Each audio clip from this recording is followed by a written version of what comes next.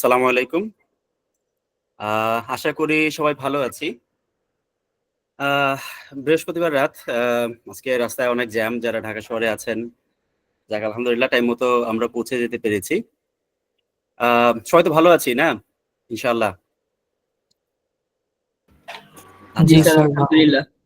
আপনি কেমন আছেন স্যার? আলহামদুলিল্লাহ ভালো আছি। আ আ নিউটন ভাই, আমি একটু ইন্টারেক্টিভ সেশন করব। সবাই যদি কারো কোনো কোয়েশ্চেন থাকে তারা লিখেও দিতে পারেন, অথবা আ মাঝে, মাঝে আমি কিছু কোয়েশ্চেন জিজ্ঞেস করব। উনারা হ্যান্ড রেইজ করতে পারেন। ২-১ জন যদি আনসার দেন, দিতে পারেন। স্লাইড ওয়াইজ কোয়েশ্চেন গুলা হলে হয় কি, রিলেভেন্ট টপিক নিয়ে মনে করেন আলোচনাটা শেষ করে ফেলা যায়। শেষের দিকেও কোয়েশ্চেন নিব ডেফিনিটলি। অনেকের প্রশ্ন মনে থাকে, রিলেভেন্ট একটা প্রশ্ন দেখা যায় যে তখন সময় শেষ হয়ে যায় বা শেষের দিকে এসে মনে হয় থাক ওই প্রশ্নটা আর করব না। তখন তাদের অজানা থেকে যায়। যেটা আমার ক্ষেত্রে হতো আজকে থেকে ধরেন ১০-১২ বছর আগে যেই বিভিন্ন সেশনে যখন আমি অ্যাটেন্ড করতাম, তখন আমার মনে হতো যে থাক মানে পরে কোয়েশ্চেনটা করব। কিন্তু শেষের দিকে এসে মনে হয় থাক আর না করি। তো জিনিসটা কিন্তু অজানা থেকে যায়। তো কেউ যদি কোয়েশ্চেন করতে চান, আপনারা মাঝখানে হ্যান্ড রেইজ করতে পারেন, অথবা আপনারা কোয়েশ্চেনও করতে পারেন। ঠিক আছে? তো আমি স্লাইডে যাচ্ছি। তার আগে স্লাইডে যেতে থাকি। তার মাঝখানে আমি একটু, যেহেতু ই-কমার্স নিয়ে আজকের সেশনটা হবে ইনশাআল্লাহ। আমরা আপনাদের মধ্যে থেকে ই-কমার্স শুনেননি এরকম কি কেউ আছেন? আ আমি দুঃখিত। এই জেন জি জেনারেশনকে আসলে এই কোয়েশ্চেনটা করা আমার উচিত হয়নি। অবশ্যই সবাই শুনেছেন এবং আপনারা সবাই পারচেজ করছেন। তো আ ই-কমার্স যদি আমরা বলে থাকি, আ আমার স্লাইড কি শো করছে? আপনারা দেখতে পাচ্ছেন? জি আসতেছে ভাইয়া। জি স্যার। জি জি অলরাইট। ওকে। আচ্ছা। আ আপনাদের মধ্যে থেকে কেউ কি বলবেন যে ই-কমার্সটা আসলে কি? ই-কমার্স বলতে আপনারা কি বুঝেন? অনলাইনের মাধ্যমে কেনাকাটা, বিজনেস এক্সেট্রা। অনলাইনের মাধ্যমে কেনাকাটা, বিজনেস। এনিওনে এলস?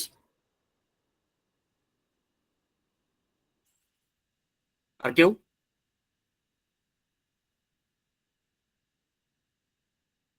আচ্ছা।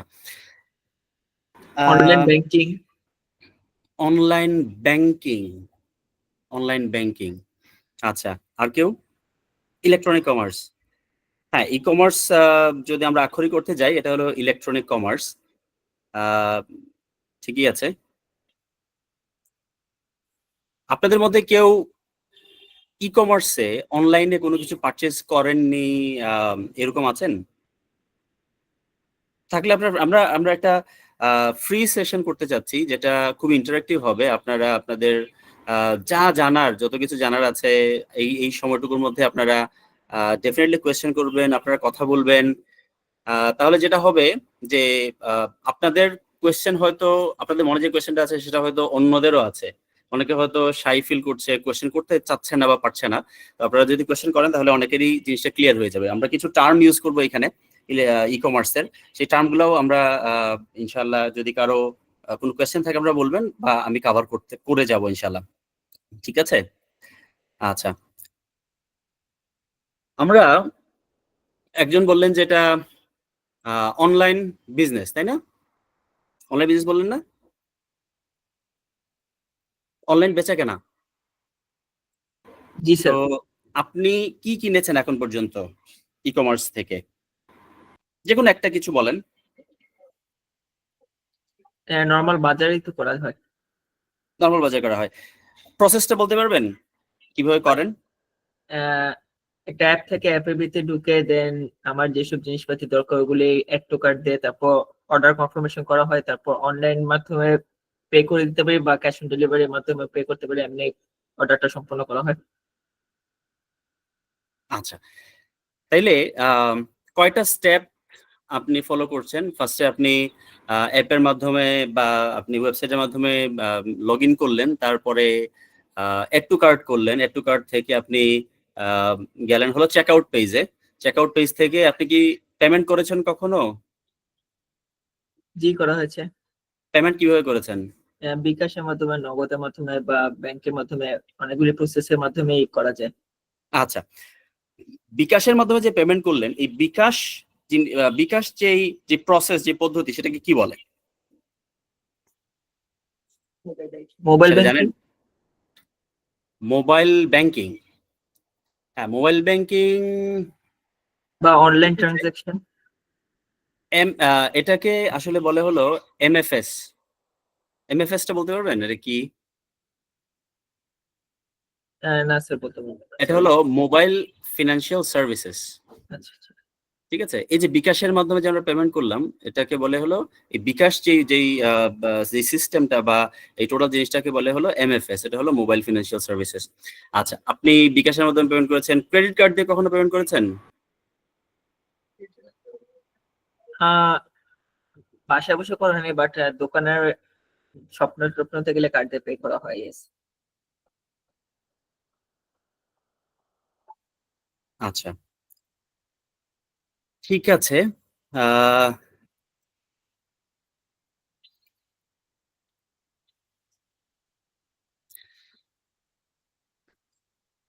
আমার পরিচয় তো ভাইয়া দিয়ে দিয়েছেন এখানে। আর আহ, পরিচয়ের কিছু নাই। আমরা যখন কথা বলবো তাহলে অনেক কিছুই জানতে পারবো ইনশাআল্লাহ। বিক্রয়.কম এর নাম তো অনেকেই শুনেছেন আশা করি। জি স্যার। বলেন তো বিক্রয়.কমটা কি? সেকেন্ড হ্যান্ড জিনিসপাতি বিক্রি করার বেস্ট সাইট। সেকেন্ড হ্যান্ড জিনিসপত্র বিক্রি করার বেস্ট সাইট। আর কিছু? আর কেউ?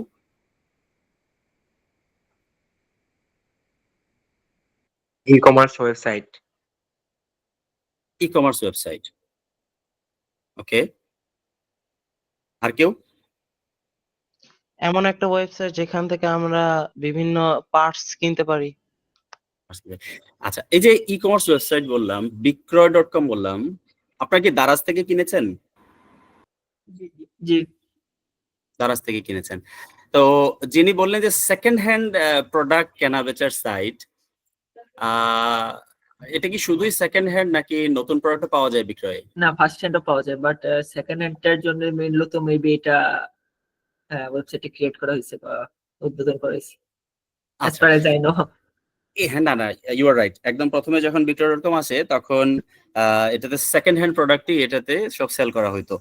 এই যে সেকেন্ড হ্যান্ড প্রোডাক্ট যে সেল করছে, বিক্রয়.কমের প্রসেসটা কি জানেন? মানে কোম্পানির প্রসেসটা কি জানেন? প্রসেস বলতে? মানে কোম্পানি যে আপনি মনে করেন সেকেন্ড হ্যান্ড প্রোডাক্ট তো কোম্পানি কিনে নেয় না, তাই না?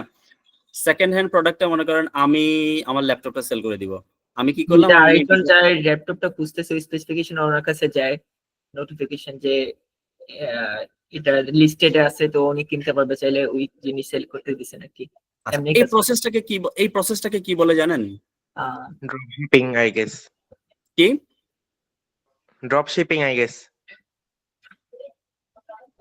ড্রপ শিপিং খুবই খুবই নতুন একটা টার্ম না, আমাদের dropship। ইন্ডাস্ট্রিতে।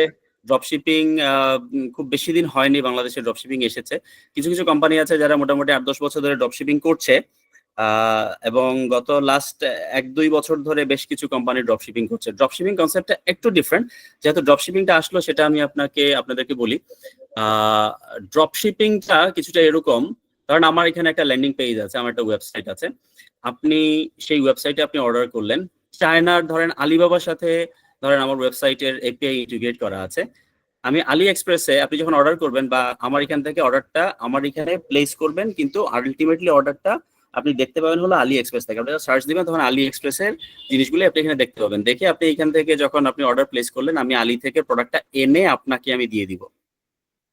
বুঝতে পেরেছেন? এখানে আমার নিজস্ব কোনো প্রোডাক্ট নাই, আমি কিনে এনে দিব। আপনি অ্যাডভান্স একটা পেমেন্ট করবেন, ধরেন কোথাও 100% পেমেন্ট করতে হয়, কোথাও 70% পেমেন্ট করতে হয়। এটা ড্রপশিপিং এর বিভিন্ন কোম্পানি বিভিন্ন ভাবে বিভিন্ন রেট সেট করা আছে, সেই অনুযায়ী আপনি পেমেন্ট করবেন। আমি প্রোডাক্টটা এনে আপনার কাছে যখন পৌঁছে দিব, আপনি রেস্ট অফ দ্য পেমেন্ট করে দিবেন। এটাকে বলে ড্রপশিপিং। আর বিক্রয়.কম যেই পলিসিতে কাজ করছে সেটাকে বলে হলো C2C, consumer to consumer. Yes sir.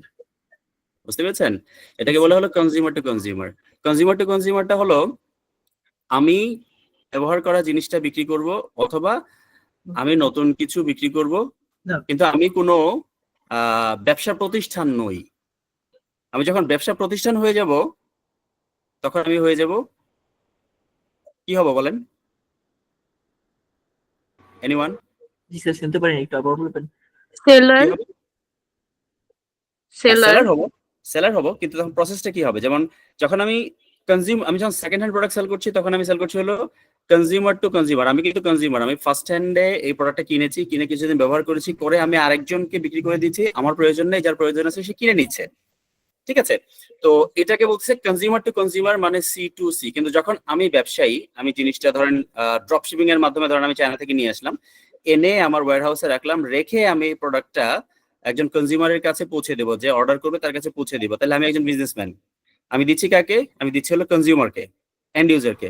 তাহলে আমি যদি বিজনেসম্যান হই আর উনি যদি কনজিউমার হয়, তাহলে আগেরটা ছিল C2C। এই প্রসেসটাকে তখন কি বলবো আমরা? Consumer to B2C। Business. Redwanul Haque. হ্যাঁ,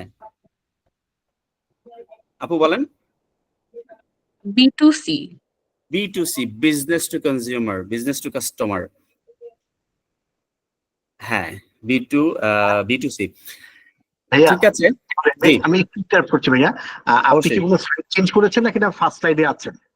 না না, আমি ফার্স্ট স্লাইডে আছি। স্লাইড চেঞ্জ হয়ে গেছে? না না, চেঞ্জ হয়নি। নরমালি আমরা দেখি যে অনেক ক্ষেত্রে প্রবলেমটা হয় যে স্লাইড চেঞ্জ হয় না। না আমি না না বলতে চাইলাম যে আপনি ফার্স্ট স্লাইডে আছেন কিনা। না না না, আমি হয় কি ইন্টারাকশনের মাধ্যমে সেশনগুলো নেই, তো তো দেখা যাবে যে যেটা বলবে সেই অনুযায়ী এই টপিকের ভেতরেই, স্লাইডের ভেতরে অনেক জিনিস কভার হয়ে যায়। তখন যখন স্লাইডে যাই, রিলেভেন্ট কিছু কোয়েশ্চেন করি। Fine, it's up to you. যদি আপনি স্লাইড চেঞ্জ করেন, কাইন্ডলি একটু চেক করেন যে স্লাইডটা আমাদের এখানে রিফ্লেকশন হচ্ছে কিনা। আচ্ছা আচ্ছা, ঠিক আছে, আমি একটু দেখে নিব। ঠিক আছে। তো এই যে বিক্রয়.com, বিক্রয়.com কে কি আমরা ই কমার্স বলি?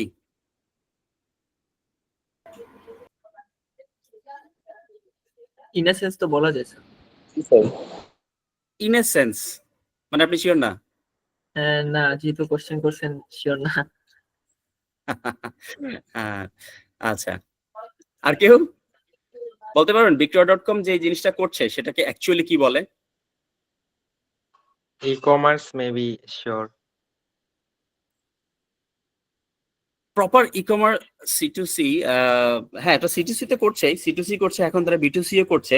কিন্তু ই কমার্স কিনা সেটা জিজ্ঞেস করেছি। এটা কি ই কমার্স নাকি যেই যেই প্ল্যাটফর্মটা ইউজ করছে সেই প্ল্যাটফর্ম কি এটা কি ই কমার্স সাইট নাকি এটাকে কি বলে? এটা কি জানেন? এটাকে বলে হলো ক্লাসিফাইড সাইট। এটা কোনো ই কমার্স সাইট নয়, এটাকে বলে ক্লাসিফাইড সাইট। বিক্রয়.com যেই ক্যাটাগরির প্রোডাক্ট সেল করছে, এই ক্লাসিফাইড সাইট হলো আপনার ইবে। ইবে আছে না? জি, ইবে, স্যার। বিক্রয়.com, এখানেই.com, এরা ছিল ক্লাসিফাইড সাইট। এরা সেকেন্ড হ্যান্ড প্রোডাক্ট সেল করে কনজিউমার টু কনজিউমার। অনেকে আছে সেকেন্ড হ্যান্ড প্রোডাক্ট সেল করে, কিন্তু এই সেলিং এর মাধ্যমে তারা কমিশন নেয়, মাঝখানে কমিশন নেয়। যে আপনি একটা প্রোডাক্ট সেল করবেন, প্রোডাক্টটা যদি 2000 টাকা দিয়ে সেল করেন, তাহলে ধরেন 5%, 10% কমিশন আমাকে দিতে হবে। যখন আমি কমিশন নিব, তখন এটা হবে ই কমার্স। আর যখন আমি কমিশন নিব না, আমি শুধু আপনি সেল করার জন্য, এটা হলো এটাকে বলে মার্কেট প্লেস। কথা বুঝতে পেরেছেন? এটা হলো ক্লাসিফাইড মার্কেট প্লেস বলে এটাকে। এটা হলো ধরেন ধরেন আমি একটা কাঁচা বাজারে গেলাম।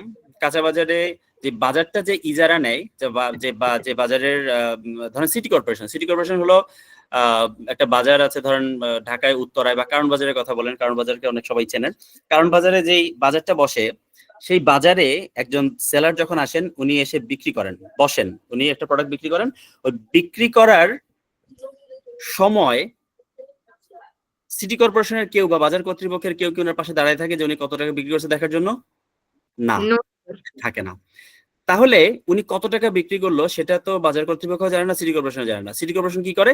সিটি কর্পোরেশন উনার ওই যে ওখানে বসেছে, ওই বসার জন্য প্রতিদিন একটা চার্জ নেয়। ওই চার্জ যেটা নেয়, বিক্রয়.com হলো সিমিলার, সেটা প্ল্যাটফর্ম। সেখানে এসে সেলাররা সেল করবে, কিন্তু বিক্রির উপরে কোনো চার্জ নেয় না, কোনো কমিশন নেয় না। ওখানে বসে বিক্রি করেছেন। ওই দোকানদারের যদি আজকে 1 কেজিও পেঁয়াজ বিক্রি না হয় কারণ বাজারে, তারপরেও তাকে আজকে বসার জন্য হোয়াট এভার দ্য প্রাইসিস, ধরেন 100 টাকা, 100 টাকা তাকে দিয়ে দিতে হবে। ওই দিন যদি সে 100 টন পেঁয়াজও বিক্রি করে, তারপরেও সিটি কর্পোরেশন বা বাজার কর্তৃপক্ষ ওই 100 টাকাই নিবে। আমার কথা বুঝতে পারছেন? জি স্যার। এটা হলো ক্লাসিফাইড সাইটের নিয়ম। আমরা বিক্রয়.com কে অনেকে বলি ই কমার্স, এটা ই কমার্স নয়, এটা হলো ক্লাসিফাইড সাইট। আর ই কমার্স হলো আপনি যখন প্রোডাক্ট সেল করবেন, সেই প্রোডাক্টটার আপনি যদি আমার সাইট থেকে বিক্রি করেন 2000 টাকা দিয়ে বিক্রি করেন, আপনার সাথে যদি আমার এগ্রিমেন্ট থাকে যে আপনি 10% আমাকে বিক্রির উপরে চার্জ দিতে হবে, তাহলে আপনি ওখানে বসে যতক্ষণ বিক্রি হবে না ততক্ষণ পর্যন্ত আমাকে কোনো টাকা দিতে হবে না। বিক্রি হয়ে গেলে পরে আপনি আমাকে 200 টাকা দিয়ে দিবেন, কারণ আপনার সাথে আমার এগ্রিমেন্ট হয়েছে 10%-এর। যদি 15%-এর হয় তাহলে দিয়ে দিবেন হলো 300 টাকা। বুঝতে পেরেছেন ই কমার্স আর ক্লাসিফাইডের মধ্যে তফাৎ? জি না, স্যার। দারাজ হলো ই কমার্স। দারাজে আপনি যদি সেল না হয় দারাজকে কোনো টাকা দিতে হয় না। আমি অনেক সময় ওই যারা লিখে কোয়েশ্চেন করছেন তাদের কোয়েশ্চেন আনসার গুলো দিয়ে দিব একসাথে। দারাজ হলো ই কমার্স, আর বিক্রয়.com আর এখানেই .comটা হলো, বা এখানে তো বন্ধ হয়ে গেছে, এখানে .comটা হলো ক্লাসিফাইড সাইট, ক্লাসিফাইড কমার্স। ঠিক আছে? স্যার অ্যামাজনটা কি হবে? অ্যামাজনে তো বিক্রিও করা যায়, কেনাও যেতেছে, তো এটা কি কমপ্লিট ই কমার্স বলা যাবে ওটাকে? ওটা ইয়েতে পড়ে, আপনার ই কমার্সে পড়ে। ইবে হলো পুরোপুরি বিক্রয়.com এর মতো, বাট অ্যামাজনটা হলো আপনার, হ্যাঁ রাইট, আহমেদ আজমাইন মাহতাব, ইউর রাইট, অ্যামাজনটা হলো ই কমার্স। তো আমরা তো মোটামুটি জেনে গেলাম ই কমার্স কি। আসেন পয়েন্টগুলো দেখি। ই কমার্স হলো ডিজিটাল প্ল্যাটফর্মের মাধ্যমে পণ্য বা সেবার বেচা কেনা, তাই না? স্লাইডগুলো দেখতে পাচ্ছেন যে চেঞ্জ হচ্ছে এখন? Yes, sir. জি অলরাইট। জি দেখেন। এটি ব্যবসা পরিচালনার একটি আধুনিক পদ্ধতি। এটি online market place, mobile app, website ইত্যাদির মাধ্যমে পরিচালিত হয়। আমরা কিন্তু এই পয়েন্টগুলো সবাই কিন্তু অলরেডি আপনারা বলে ফেলেছেন, ইউ অলরেডি নো দ্যাট। এবার যেটা আপনারা বলেননি সেই জিনিসে যাব, সেটা হলো বলেন যে ই কমার্সের গুরুত্ব। কে বলবেন ই কমার্সের গুরুত্ব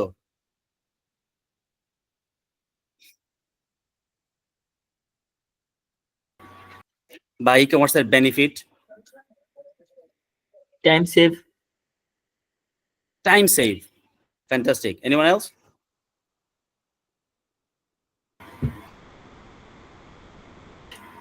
আন্তর্জাতিক বাজারে প্রবেশ হচ্ছে, people from all around are buying things. কষ্ট কম হয়, আলিমন্ডল।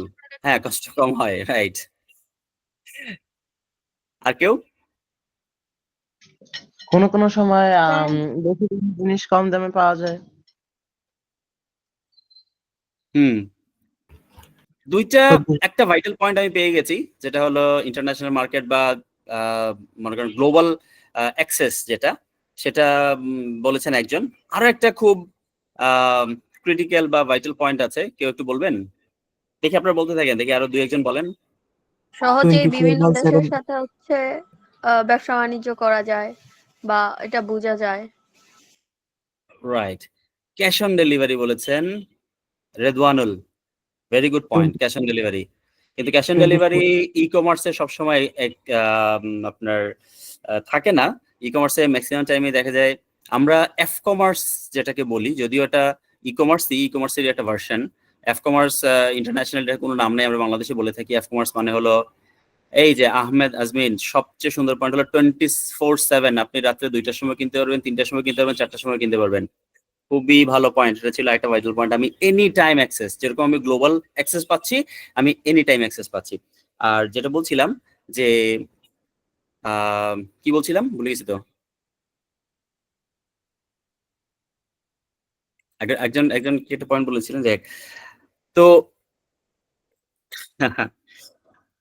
এটা আমরা পয়েন্টগুলো তাহলে দেখি এখানে কি আছে। গ্লোবাল মার্কেট, আমি গ্লোবাল মার্কেট আমার হাতের মধ্যে পেয়ে যাচ্ছি। সহজ কেনাকাটা, এটাও একজন বলেছেন। 24/7 অ্যাক্সেস, ফ্যান্টাস্টিক। আপনারা 3টা পয়েন্টই কভার করেছেন। আমি আজকে সেশন নিয়ে, নিরুন ভাই আমি সেশন নিয়ে কি করবো, ওনারা তো সবই জানে। আচ্ছা, আমরা নেক্সট স্লাইডে যাই। ই কমার্সের ধরন বলেন, ই কমার্সের কি কি ধরনের ই কমার্স আছে? আমরা অলরেডি কিন্তু এগুলা আলোচনা করে ফেলেছি, এবার আপনাদের কাছ থেকে শুনবো। 4 types. 4 টাইপস, কি কি? যেমন আপনি একটা মেনশন করছেন যেটা হচ্ছে কনজিউমার টু কনজিউমার, তারপর বিজনেস টু কনজিউমার বা business to business, then I think consumer to business, এরকম কিছু একটা। হুম, এটাকে এই 4টা টার্ম কি আপনি আগে থেকে জানতেন নাকি আপনি প্রবাবিলিটি দিয়ে 4টা টার্ম এখন তৈরি করেছেন। না, আমার আগের থেকে কিছু ধারণা ছিল। আচ্ছা, C2B যেটা, সেটা বাংলাদেশে খুব খুব অল্প মানুষই জানেন। C2B, আমরা C2C তো বুঝলাম যে কনজিউমার টু কনজিউমার, B2C হলো আমাদের বিজনেস টু কনজিউমার, B2B হলো বিজনেস টু বিজনেস, যেটা ধরেন হোলসেল প্ল্যাটফর্ম আছে কিছু, তারা B2C, ডিরেক্ট টু কাস্টমার। আচ্ছা, এটা সম্পর্কে একটু পরে বলছি। আর 4 নম্বরটা হলো C2B, consumer to business. C2B টাকে বলতে পারবেন? প্রথম তিনটা তো ইজি, আমরা বুঝতেই পারছি। C2B টাকেও বলেন। Consumer to business. Consumer two বিজনেসটা একটু বলেন।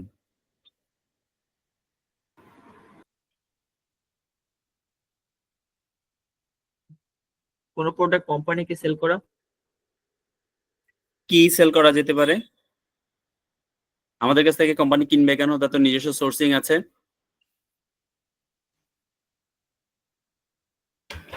বিভিন্ন ফ্রিল্যান্সিং সাইট।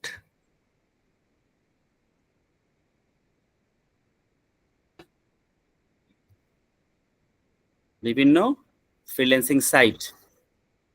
ফ্যান্টাস্টিক। ফ্রিল্যান্সিং সাইটে আমরা কি করি?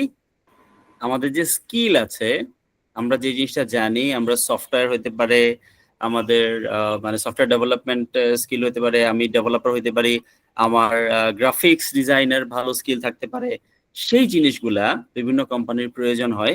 সাধারণত কেউ আমার কাছ থেকে প্রোডাক্ট, কোনো বিজনেস সরাসরি এইভাবে এসে আমার কাছ থেকে প্রোডাক্ট কিনবে না, আমার কাছ থেকে সার্ভিস নিতে পারে।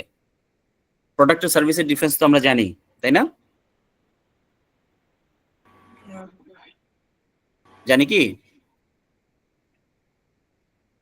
জি স্যার। আচ্ছা, এই 4টা নিয়ে আর কারো কোনো কোয়েশ্চেন আছে? B2C, B2B, C2C, C2B? No sir. No sir. Alright. B2G যারা বলেছেন, বিজনেস টু গভর্নমেন্ট, এই B2G গভর্নমেন্ট কখনো ই-কমার্স সাইট থেকে এসে কোনো কিছু সাধারণত পারচেস করে না। তারপরে D2C যেটা বলেছেন, ডিরেক্ট টু কাস্টমার, সেটাও সরাসরি ই-কমার্সের ধরনের মধ্যে আসে না। ই-কমার্সের ধরনের মধ্যে আলটিমেটলি এই 4টা ধরনই আসে। ঠিক আছে, আমরা নেক্সট স্লাইডে চলে যাই। আমরা এখন জানবো হলো ই-কমার্সের মূল উপাদান। আপনারা কিন্তু একদম শুরুতেই আমি প্রসেসটা জিজ্ঞেস করেছিলাম, মনে আছে? জি স্যার। আপনি যিনি মাহবুব রাব্বানি, আপনি প্রোডাক্ট কিভাবে কিনেন সেটা জিজ্ঞেস করেছিলাম, আপনি বলেছিলেন আপনার ফুল প্রসেসটা আপনি বলেছিলেন। এখানে কয়টা পার্ট ছিল? 4 থেকে 5টা। 4 থেকে 5টা। কি কি ছিল?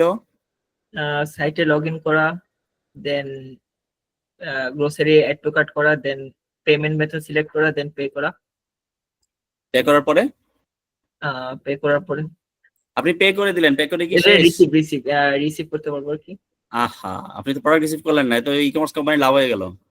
আপনি তো প্রোডাক্ট রিসিভ করতে চান না জি, জি। নাকি? না না, লাগবে তো, নাহলে টাকা তো লস হয়ে গেল। লস হয়ে গেল। তাহলে আমরা যদি এবার প্রসেসটা দেখি। আচ্ছা, সেশনে তো মোটামুটি 35 জন দেখতে পাচ্ছি, কিন্তু আমি ভয়েস শুনতেছি মাত্র 3 জন, 4 জনের, আর একজন মেসেজ করছেন, 2 জন মেসেজ করছেন, 4 2 6। বাকিরা কি আছেন নাকি সবাই ডিনার করতে বসে গেছেন? কথা বলতে হবে তো। আমি আছি। আচ্ছা, ফ্যান্টাস্টিক। যদি কোনো কোয়েশ্চেন থাকে বলুন না, মেসেজে করুন অথবা মাইকটা অন করে কথা বলুন। শোনো, যত ইন্টারেক্টিভ হবে তত আপনারা এনজয় করবেন, আমারও কথা বলতে ভালো লাগবে। একা একা কি 1 ঘন্টা বকর বকর করা যায় বলেন? এটা কি সম্ভব? আশাদুল্লাহ প্লিজ।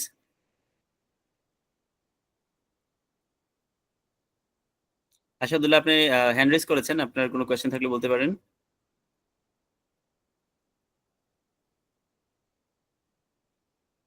ওকে, আপনি হ্যান্ড রেজ করেছেন, যদি বুঝেন যে ইয়েস প্রেজেন্ট, তাহলে ঠিকই আছেন।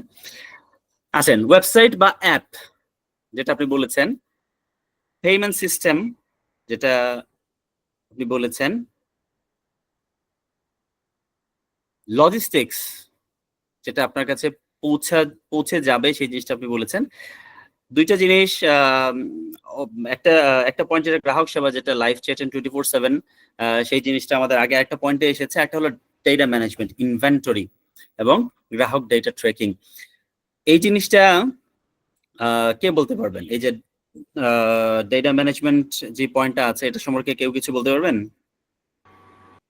স্যার ওই যে কিছু গ্রোসারি যদি আউট অফ স্টক হয়েছে ওগুলি সাইট আপডেট করা লাগে, নাহলে তো হচ্ছে গিয়ে অর্ডার করে ফেলে তো গ্রোসারিটা পাবে না, সো এই ম্যানেজমেন্টটা হইতে পারে। Right, anyone else?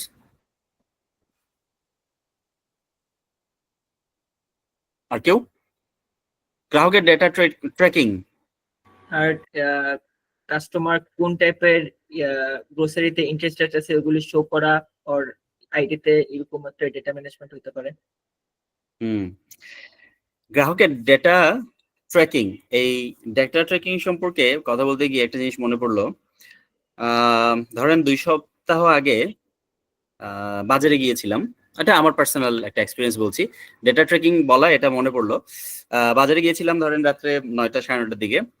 বাজারে গেলাম, যাওয়ার পরে একটা ডিমের দোকানে গেলাম, গিয়ে জিজ্ঞেস করলাম যে ডিম আছে কিনা। দেখতেছি যে উনার ওখানে, উনি বললো যে ভাই আপনি ইয়ে নেন, ওই সাদা ডিমটা নেন, সাদা ফার্মের মুরগির ডিম, সাদা ডিমটা। বললাম সাদা ডিমটা নিলে কি হবে? উনি বললেন সাদা ডিমটা আসলে খুবই ভালো, ওটা অনেক বেশি পুষ্টিগুণ সম্পন্ন। উনি এরকম কিছু কথা বললো। বলার পরে আমি চিন্তা করলাম যে হঠাৎ করে সাদা ডিমটা নিব, থাক এখানে আর এটা না ইয়ে না করি, করে আমি কি করলাম, ওই বাজার থেকে বাসার কাছের যে যেই ডিমের আড়তটা আছে ওখানে আসলাম। ওখানে আর কিছু জিনিস নেওয়ার ছিল, ওটা পাশের দোকান থেকে নেওয়ার ছিল। আমি ওনাকে জিজ্ঞেস করলাম ভাই যে সাদা ডিমগুলা কি আছে? বললো ভাই সাদা ডিম তো আমরা পাই না, এটা খুব রেয়ার কেস, এটা ডিমান্ড অনেক বেশি, কিন্তু এটা মার্কেটে পাওয়া যায় না। বললাম যে ডিমান্ড বেশি কেন? বলছে যে এটা আসলে খুবই পুষ্টিগুণ সম্পন্ন। বুঝলাম যে না, উনি সঠিক কথা বলেছেন। এই দোকানে জিজ্ঞেস করলাম যে ডিমের ডজন কত? উনি বললো সাদা ডিমেরটা 140, আর ইয়ে ডিমেরটা, রেগুলার ডিমেরটা হলো 130। অথচ আমি আগে যেখানে জিজ্ঞেস করেছিলাম উনি বলতেছে যে রেগুলারটা 130, সাদাটা 120। হারার মতো লস হয়ে গেল। ঠিক আছে, তো আজকে নিব না, কালকে নিব। এক হালি ডিম নিয়ে বাসায় চলে আসলাম। বাসায় এসে ডিনার করলাম। ডিনার করে রাত্রে যখন মোবাইলটা হাতে নিলাম, ইউটিউবে যখন ঢুকলাম, আমি রাত্রে প্রতিদিনই কিছু না কিছু কারো না কারো লেকচার শুনি, সেশন শুনি, চেষ্টা করি নিজের ডেভেলপমেন্টের জন্য। ঢুকার পরে আমার সাজেশনে ইউটিউবে আসলো সাদা ডিম আর লাল ডিমের মধ্যে পার্থক্য কি। আমার মোবাইলটা হাত থেকে পড়ে যাওয়ার মতো অবস্থা হয়েছিল। আপনাকে আমার কথা বুঝতে পারছেন? এটা আসলো কিভাবে? আমি তো জীবনে একটা সার্চ করে দেখিনি মোবাইলে। এটা আসলে আপনি মানে এআই অনুযায়ী আর কি, মানে এই যে সকল ইউটিউব বা ফেসবুকে একটা মানে এআই টাইপের কিছু থাকে, যেটা আপনার যে সকল ভিডিও বা যে সকল থিং যে আপনি যেটা যত দ্রুত বা বেশি দেখেন সেগুলি সাজেস্ট করে আপনাকে। হুম, এটা তো দেখিনি। এটা মাত্র আধা ঘন্টা আগে আমি দোকানে যে আরেকজন কিরণ, আপনি যে কথাটা বলেছেন, আমি সাথে সাথে যেটা করেছি, মোবাইলের আমার প্রত্যেকটা জায়গায় ঢুকে দেখেছি না, এটা আমার প্রাইভেসিতে বা আমার ইয়েতে মাইক আর ইয়ে অফ করা আছে। ঠিক আছে, প্রত্যেকটা জায়গায় আমার মাইক অফ করা আছে। তারপরেও হয়তো কোথাও একটাতে মাইক্রোফোনটা রয়ে গেছে এবং তারা সেটা ক্যাচ করে আমাকে আধা ঘন্টার মধ্যে ইউটিউবে আমাকে সাজেস্ট করেছে। দুইটা জিনিস কোইন্সিডেন্স হতে পারে, অথবা কি জানি করে। হ্যাঁ রাইট কিরণ, ইউর রাইট। আমি আমি মানে আমি জানি এটা ট্রেকিং হয়, কিন্তু এই লেভেলে হয় আমি আসলে একটু চমকাই গেছি। ঠিক আছে, তো আপনারা বুঝতে পারছেন তো যে ডাটা ট্রেকিংটা এখন কোন লেভেলে হয়। একটা মুভিতে দেখেছিলাম যে we see everything, we here everything, লাইনটা বলে। জি বলেন প্লিজ। স্যার এগুলা নরমাল, যখন আমার ফোনে যখনই ক্যামেরা বা মাইক অ্যাক্টিভেট হয় তখন উপরে নোটিফিকেশনে একটি সবুজ ডট জ্বলে যে আমার মাইক এবং ক্যামেরা অ্যাক্টিভেট হয়েছে। যখনই আমি সোশ্যাল মিডিয়াতে যাই ওই সবুজ ডটটা একবার অন হয়ে আবার অফ হয়ে যায়। এতে আমি বুঝতে পারি যে আমার মাইক এবং ক্যামেরা অ্যাক্টিভেট হয়েছে। আমি যেটাই ভাবি বা যেটাই বলি একটু পর পর ওটা আসতে আসতে থাকে রেকমেন্ডেশনে। এটা হয় কি, আমরা অনেক সময় দিয়ে রাখি না যে হোয়াইল ইউজিং দ্য অ্যাপ, আমরা ওইটা সিলেক্ট করে রাখি এবং ফেসবুক থেকে আমরা কখনো লগ আউট করি না। কিন্তু ফেসবুক থেকে আমরা জাস্ট স্ক্রিন টাইম মিনিমাইজ করে রেখে দিই মোবাইলে, যার কারণে লগ আউট না করার কারণে কিন্তু ওয়াইল ইউজিং দ্য অ্যাপ মানে কন্টিনিউয়াসলি আমরা কিন্তু অ্যাপটা ইউজ করছি। তাহলে আমরা যা করছি সব জিনিসই কিন্তু ট্র্যাকিং হচ্ছে, এবং এটাও কিন্তু ডেটা ট্র্যাকিং এর মধ্যেই পড়ে। আমার ভয়েস মানে ভয়েস থেকে তারা নিয়ে কিন্তু আমাকে ওই লাল ডিম আর সাদা ডিমের মধ্যে ডিফারেন্সটা কিন্তু দেখিয়ে দিল। ঠিক আছে, এনিওয়েজ আমি কথা বলতে গিয়ে অনেক দূরে চলে গেলাম আরেকটা টপিকে, লজিস্টিক্স আর গ্রাহক সেবা। কারো কোনো কোয়েশ্চেন আছে এখানে? সময়টা শেষ হয়ে আসতেছে। ই কমার্স এমন একটা জিনিস যেটা নিয়ে ধরেন 3 মাসের সেশন হয় শুধু ই কমার্সে শিখাইতে। 3 মাসে সপ্তাহে যদি 2টা করে ক্লাস হয়, 2টা সেশন হয় 4 ঘন্টা করে, 4 দুগুণা 8, আর ধরেন 3 মাসে হলো 3 4 12, 12 দুগুণা 24, 24 দিন ইন্টু 4, 96 ঘন্টার সেশন হয়। সেটা 1 ঘন্টার মধ্যে শেষ করা তো সম্ভব নয়। জাস্ট একটা আলোচনা, জাস্ট একটা ডিসকাশন। কার কোনো কোয়েশ্চেন আছে এখানে? না স্যার। ওকে, আমরা নেক্সট স্লাইডে চলে যাচ্ছি। বাংলাদেশে ই কমার্সের বিকাশ, এই বিকাশ কিন্তু সেই বিকাশ নয়। এই বিকাশ কি? ডেভেলপমেন্ট। উন্নয়ন। যাক, অনেকদিন পরে উন্নয়ন শব্দটা শুনলাম। এই যে বিকাশ বা ডেভেলপমেন্ট বা উন্নয়ন হওয়ার জন্য জিনিসটা তো শুরু হইতে হয়, তাই না? জি। এখন কে বলবেন যে বাংলাদেশে ই কমার্সটা শুরু হয়েছিল কবে?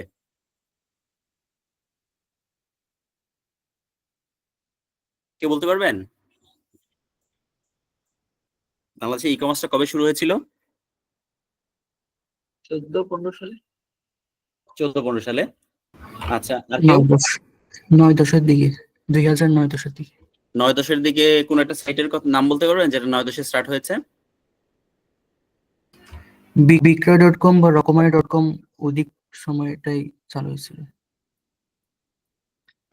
খাদিজা 13-14 আর আমিমা, আপনারা বলেছেন 2008, কোন সাইটের নাম বলতে পারবেন? রিদওয়ানুল হক 1998, কিরণ 2000, এখনই.com, মুন্সিজি সাইট। মুন্সিজি কে বললেন? রিদওয়ানুল হক। মুন্সিজির নামটা কোথা থেকে জানলেন আপনি?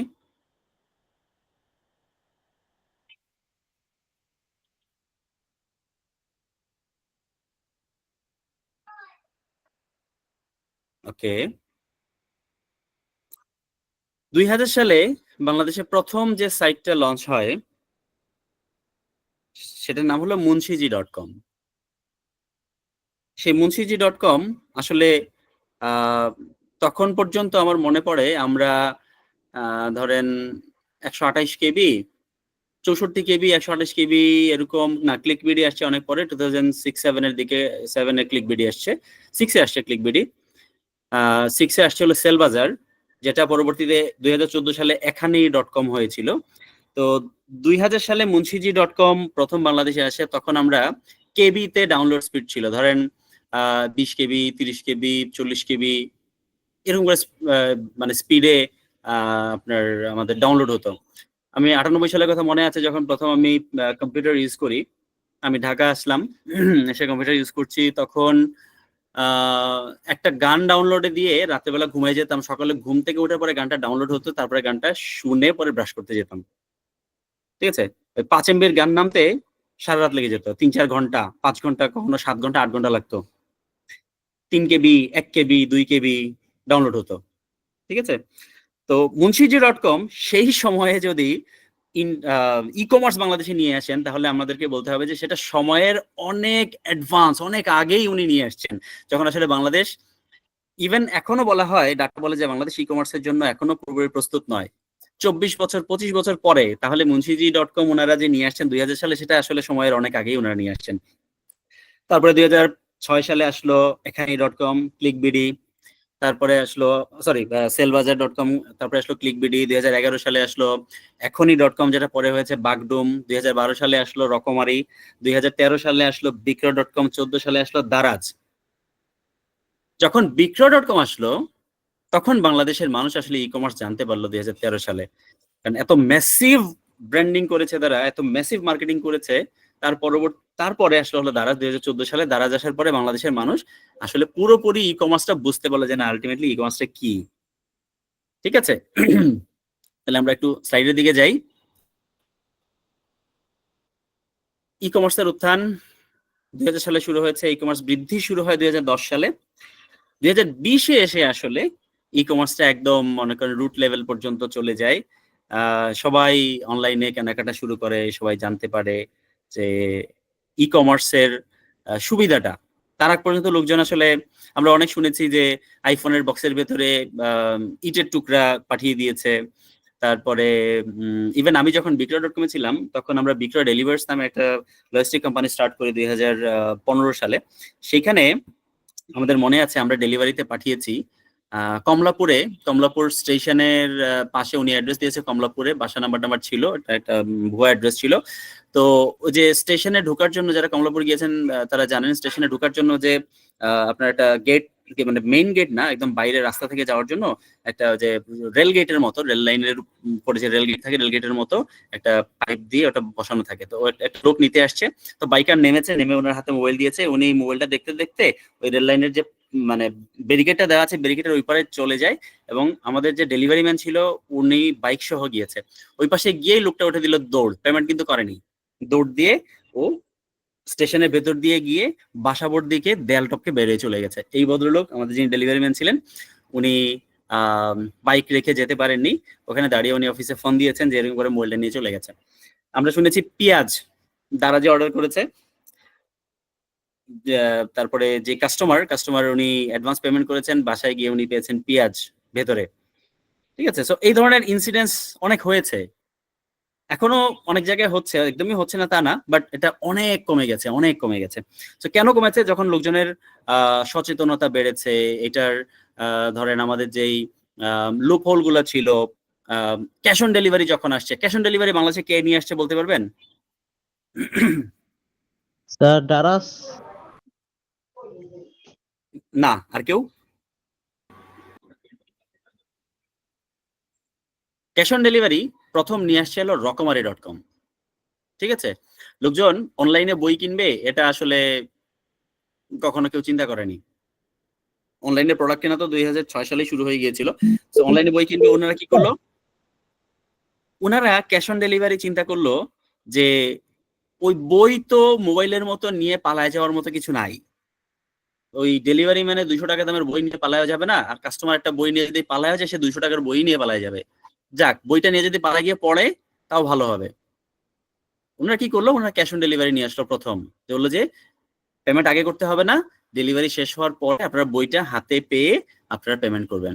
এই ক্যাশ অন ডেলিভারি আস্তে আস্তে দামি প্রোডাক্টেও চলে আসলো এখন বাংলাদেশের 70-80%। আজকের ডিল, হ্যাঁ আজকের ডিল 2011 সালে, কিন্তু আজকের ডিলও কিন্তু ই কমার্স, তাদের পেমেন্ট গেটওয়ে আছে, কিন্তু সিওডিটা প্রথম শুরু করে হলো রকমারি.কম। আজকে ডিল পরে নিয়ে আসছে, কিন্তু প্রথমে সিওডি.কম রকমারি.কম সিওডি নিয়ে আসে। তো যখন এই বইয়ের জন্য এটা স্টার্ট হয়েছে, এখন কিন্তু অনেক দামি দামি প্রোডাক্ট মানুষ সিওডিতে পাঠাচ্ছেন। 10,000-15,000 টাকা দামের প্রোডাক্টও কিন্তু আমরা সিওডিতে এখন পাই, তাই না? তো এটা কেন হচ্ছে? মানুষের বিশ্বাসযোগ্যতা বেড়েছে, সিস্টেম ডেভেলপ হয়েছে, আপনার ফ্রড কমেছে, এই জন্যই আসলে এই জিনিসটা সম্ভব হয়েছে। আমরা যদি কিছু জনপ্রিয় ই কমার্স সাইটগুলোর তালিকা দেখি, দেখেন দারাজ, চাল ডাল, পিকাবো, রকমারি, আজকের ডিল। এখানে কিন্তু বিক্রয়.কম নাই, দেখেছেন? কারণ কি? বিক্রয়.কম হলো, বিক্রম কি বলেন? Classified commerce. Classified site, classified marketplace, classified commerce, classified site. Fantastic, এই তো আপনারা জানতে পারছেন। এটা এই ক্লাসিফাইড সাইট কি আগে জানতেন? নাম এই ক্লাসিফাইড যে সাইটটা, এই নামটা কি জানতেন আগে আপনারা? তাহলে আজকে এটলিস্ট একটা নতুন জিনিস, বাকি সবই আপনারা জানেন, আমি জানি, একটা নতুন জিনিস আপনারা শিখতে পেরেছেন, এটাই আজকে আমার সার্থকতা। আমরা যাই নেক্সট স্লাইডে। ই কমার্সের সুবিধা ও চ্যালেঞ্জ, এগুলো অলরেডি আমরা আলোচনা করে ফেলেছি না? সুবিধা হলো সহজে কেনাকাটা, সময় ও অর্থ সাশ্রয়, গ্লোবাল মার্কেট অ্যাক্সেস। চ্যালেঞ্জগুলো হলো নিরাপত্তা ও প্রতারণা, পণ্য রিটার্ন জটিলতা, আর ডেলিভারি বিলম্ব আসলে এটা কিছু করার নেই, কারণ বাংলাদেশে মাত্র হাতে গোনা 3-4টা 3টা কোম্পানি এখন আছে যারা ন্যাশন ওয়াইড ডেলিভারি করছে। সো আপনার এই হাজার হাজার লক্ষ লক্ষ, কেউ কি বলতে পারবেন এখন প্রতিদিন কি পরিমাণ ডেলিভারি হচ্ছে, অনলাইনে পারচেজ হচ্ছে আর ডেলিভারি হচ্ছে? Any idea? Around 5,000. Around 5,000. 5,000. Anyone else? 70,000? Khadija? Sir যদি ওয়ার্ল্ড ওয়াইড চিন্তা করি দিকে আশেপাশে চলে যায়। না না, বাংলাদেশে Worldwide চিন্তা করি। বাংলাদেশে লাখ লাখ না, লাখ ইন্টু লাখ করলে কিন্তু ওটা অনেক বেশি হয়ে যাবে। আপনি একটা সংখ্যা বলেন।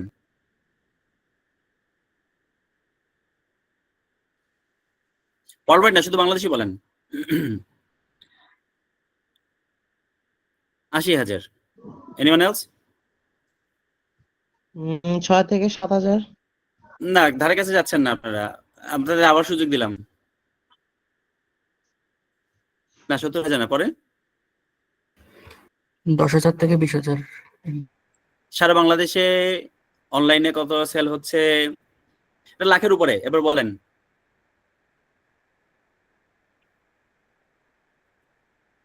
গত বছর রোজার ঈদে এভারেজে পার ডে অনলাইন পারচেজ হয়েছে 7 লাখ ডেইলি।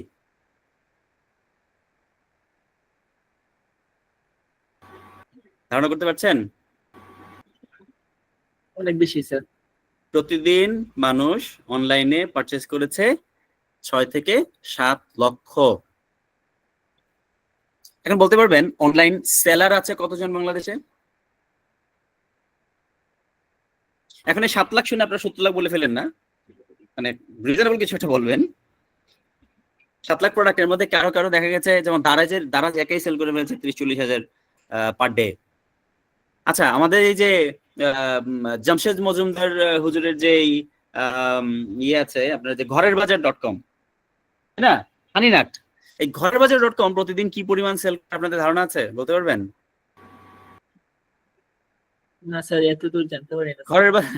ঘরের বাজার.com, শুধু ঘরের বাজার.com প্রতিদিন আলহামদুলিল্লাহ আমরা 2 থেকে 3,000 পার্সেল ওনাদের প্রতিদিন যাচ্ছে। এখন সেটা 5 লিটারের তেলও একটা পার্সেল ধরা হচ্ছে, 5 কেজি, কেউ যদি 5 কেজি করে 5টা ঘি নেয় সেটাও একটা করে অর্ডার হচ্ছে। সো টোটাল 2 থেকে 3,000 পার প্রোডাক্ট পার্সেল ওনারা প্রতিদিন সেল করছেন। বাংলাদেশে অনলাইনে ব্যবসা করছেন বা পেজ খুলেছেন এখন পর্যন্ত কোভিড থেকে নিয়ে নিয়ার অ্যাবাউট 15 লাখ, 15 লাখের মতো যারা ব্যবসার চিন্তা করে পেজ খুলেছেন। আলটিমেটলি ব্যবসা করছেন ধরেন অ্যারাউন্ড 1 থেকে 1.5 লাখের মতো ব্যবসায়ী আছেন যারা অনলাইনে ব্যবসা করছেন। তাদের মধ্যে থেকে ধরেন অ্যারাউন্ড 40-50 হাজার যারা ভালো ব্যবসা করছেন, বাকিরা স্ট্রাগল করছেন। ভালো ব্যবসা বলতে কারো 10টা 15টা 20টা করে প্রতিদিন প্রোডাক্ট যাচ্ছে, মোটামুটি রিজনেবল, সংসার চালাতে পারছেন, অফিস খরচটা দিতে পারেন, এরকম বুঝিয়েছি। নাম্বারগুলো কি একদমই নতুন আপনাদের কাছে? জি স্যার, মোটামুটি স্যার। আপনারা কি কেউ চিন্তা করছেন যে ই কমার্স ব্যবসা করবেন, বা এই নাম্বার শুনে কি মনে হচ্ছে যে আমাদেরও করা উচিত? কম্পিটিশনও বেশি স্যার, যেহেতু নাম্বার বেস্ট। কম্পিটিশন বেশি। এবার আপনাদেরকে মজা একটা ডাটা দিই, যেহেতু কম্পিটিশন বেশি বললেন। বাংলাদেশে ইন্টারনেট পেনিট্রেশন বলে যে কতজন মানুষ ইন্টারনেট ইউজ করছে। ট্রাফিক। শুধু মোবাইলে ডাটা কিনছে বা সংখ্যা তো বলা যাবে না, পার্ট টাইম জব হিসেবে। আচ্ছা, পার্ট টাইম জব হিসেবে, এটা তো জব না ভাই, এটা তো ব্যবসা। ব্যবসাকে জব হিসেবে নিলে হবে না, ব্যবসাকে জব হিসেবে নিলে আপনি ব্যবসা লস করবেন, কারণ আমরা জবকে জব হিসেবে নেই না, জবকে টাইম পাস হিসেবে নেই। আমরা অফিসে যাই 8 ঘন্টা কোনো রকমের টাইমটা পাস করে আসলে, আর 30টা দিন চলে গেলে, 22টা দিন বা 26 দিন অফিসে গেলে আমাকে বেতন দিয়ে দিবে। সো আমরা জবকে নেই টাইম পাস হিসেবে, ব্যবসাকে নেই জব হিসেবে, যার কারণে আমাদের জবও ভালো হয় না, ব্যবসাও ভালো হয় না। এই 15 লাখের মধ্যে মাত্র 1 থেকে 1.5 লাখ ব্যবসায়ী আছেন, আর বাকিরা কিন্তু ঝরে গেছেন। বুঝতে পেরেছেন? সো যেটা যেরকম সেরকম ভাবেই আমাদেরকে কাউন্ট করতে হবে। আচ্ছা, বাংলাদেশে ইন্টারনেট পেনিট্রেশন, বা যদি মোবাইল ডাটা, মোবাইলে ফেসবুক কিনছেন এরকম বলেন, তাহলে লোকজন আছে ধরেন সরকারি হিসাব মতো প্রায় 50% লোক আপনার মোবাইল ডাটা কিনেন। এটা সাধারণত ইয়ে থেকে নেওয়া হয়েছে, কারণ যেই মোবাইল কোম্পানিগুলো আছে সেইখান থেকে ডাটাগুলো কালেক্ট করা হয়েছে ওভারঅল সবার থেকে নিয়ে। এখন আমার যদি 3টা সিম থাকে, আমি 3টা সিমে আলাদা আলাদা ডাটা কিনলে আমি 3জন ইউজার হিসেবে সরকার কাউন্ট করছে। তো সেই হিসাব করলে ধরেন 40-50% সরকার কখনো কখনো কোথাও কোথাও বলেছিল আগে যে 50% ইন্টারনেট ইউজার আছে বাংলাদেশে, 60% আছে, এরকম কোথাও কোথাও বলেছেন ওনারা। আলটিমেটলি ইন্টারনেট ইউজার যাদের ইমেইল অ্যাড্রেস আছে, প্রপারলি ইমেইল ইউজ করেন, যারা ইমেইল আদান প্রদান করেন, সেটা মানে প্রপার ইউজার যারা, সেটা হলো 21%। সেই 21%, অ্যাপ্রক্সিমেটলি 21% যাদের ইমেইল আছে, যারা ব্যবহার করছেন, সেই 21%-এর মধ্যে e commerce, properly e commerce product কিনছেন, বলতে পারবেন কত পার্সেন্ট? মানে রেগুলার কিনে থাকেন 15%। 10%। ও তাহলে 10% মানুষ বাংলাদেশে মাত্র আপনার ই কমার্সের রেগুলার প্রোডাক্ট কিনতেছেন। রেগুলার, এরকম না যে 6 মাসে একবার কিনেছি আর শুধু 2 ঈদে কিনি, এরকম না, রেগুলার কিনছেন 10% মানুষ আছেন যারা একটা রেগুলার ইন্টারভ্যালে তারা প্রোডাক্ট কেনেন। তাইলে আপনি যদি ধরেন যে 10% মানুষ যদি আপনার ফেসবুক বলতেছি ই কমার্স ইউজ করেন, তাহলে তারা প্রপার ইন্টারনেট ইউজার দেখেই তো তারা ইমেল দিয়ে বিভিন্ন জায়গায় লগ ইন করে প্রোডাক্ট কিনছেন, সেই প্রোডাক্ট তারা রিসিভ করছেন, ইজন্ট ইট? তাহলে সেই মনে করেন বাংলাদেশে 10%টা যদি 20%, 30%, 40% ইন্টারনেট পেনিট্রেশনের সাথে সাথে যদি প্রপার অনলাইন ইউজার বাড়ে এবং বায়ার বাড়ে, তাহলে এই যে 1 লাখ আর 1.5 লাখ সেলার দিয়ে কি হবে? তখন কত সেলার লাগবে? তখন কিন্তু 10 লক্ষ সেলার লাগবে। তাহলে যিনি বলেছেন যে কম্পিটিশনের মার্কেট, ব্যবসা করা যাবে না, that's not true.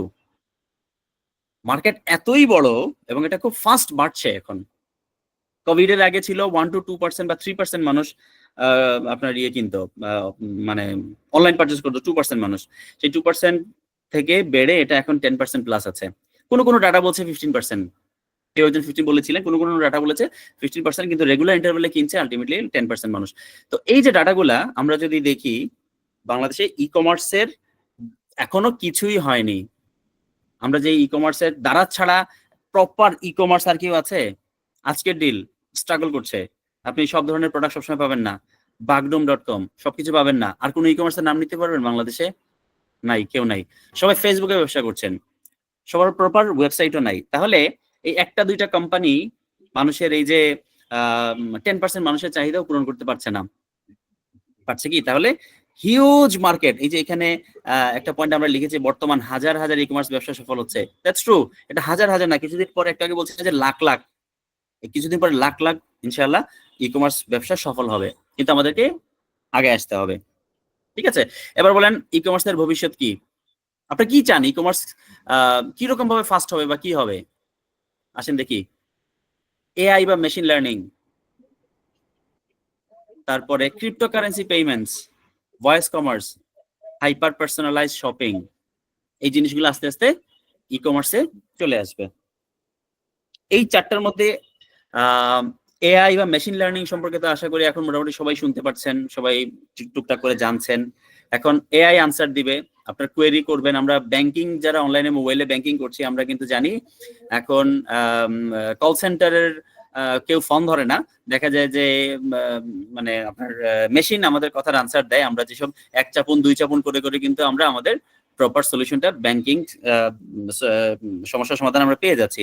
Voice commerce, শুধুমাত্র ভয়েস কমান্ড দিয়ে কেনাকাটা। আমার এখন একটা কিছু কিনতে ইচ্ছে করছে, আমি খালি মোবাইলে চাপ দিলাম, যে কোনো একটা অ্যাপে ঢুকলাম, ঢুকে বা মোবাইল থেকে সরাসরি বলে দিলাম যে আমার এই জিনিসটা লাগবে, এই জিনিসটা কিনে দাও, আমার রেগুলার সাইট থেকে সে অর্ডার করে দিচ্ছে, সেটা বাসায় চলে আসবে। সেটা আমরা চাই।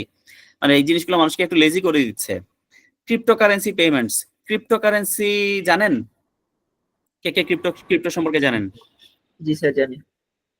বলেন ক্রিপ্টো কি? ভার্চুয়াল কারেন্সি একটা। Virtual currency. Anyone else? আর কেউ জানেন ক্রিপ্টো সম্পর্কে?